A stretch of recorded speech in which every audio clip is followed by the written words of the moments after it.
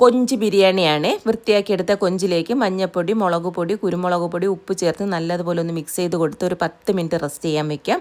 എന്നിട്ട് നമുക്ക് ഫ്രൈ ചെയ്തെടുക്കാം. വെളിച്ചെണ്ണയിലാണ് ഫ്രൈ ചെയ്തെടുക്കേണ്ടത്.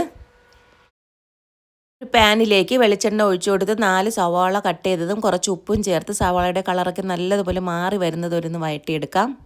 പച്ചമുളക്, 1 ടീസ്പൂൺ ഇഞ്ചി വെളുത്തുള്ളി പേസ്റ്റ്, കുറച്ച് കറിവേപ്പില ചേർത്ത് പച്ചമണം മാറുന്നത് വരെ ഒന്ന് വഴറ്റിയെടുത്ത് ഇനി ഇതിലേക്ക് 2 തക്കാളി ചേർത്ത് അടച്ചു വെച്ച് തക്കാളി വേവുന്നവരെ ഒന്ന് വഴറ്റിയെടുക്കാം.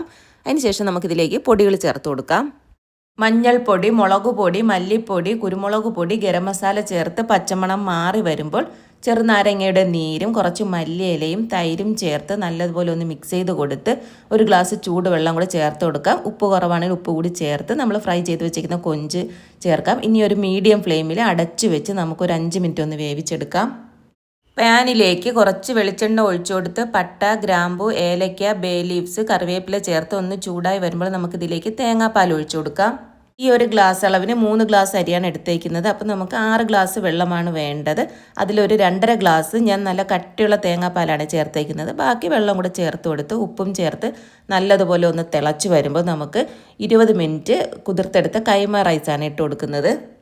ആദ്യത്തെ 3 മിനിറ്റ് ഹൈ ഫ്ലെയിമിൽ വെച്ച് വേവിച്ച് പിന്നെ ലോ ഫ്ലെയിമിലേക്ക് ആക്കി അടച്ചു വെച്ച് നമുക്ക് വെള്ളമൊക്കെ ഒന്ന് വറ്റി വരുന്നത് വരെ ഒന്ന് വേവിച്ചെടുക്കാമേ. ഇനി നമുക്ക് ദം ചെയ്യാം. നമ്മുടെ മസാലയിലേക്ക് കുറച്ച് മല്ലിയിലയും നമ്മൾ വേവിച്ചെടുത്തേക്കുന്ന ചോറും അതിൻ്റെ മുകളിലേക്ക് കുറച്ച് മല്ലിയിലയും നെയ്യും ചേർത്ത് അടച്ചു വെച്ച് ലോ ഫ്ലെയിമിൽ ഒരു 10 മിനിറ്റ് വേവിച്ചെടുത്താൽ നമ്മുടെ വളരെ സിമ്പിൾ ആൻഡ് ടേസ്റ്റി ആയിട്ടുള്ള കൊഞ്ച് ബിരിയാണി റെഡി. എല്ലാവരും ഒന്ന് ട്രൈ ചെയ്ത് നോക്കണേ.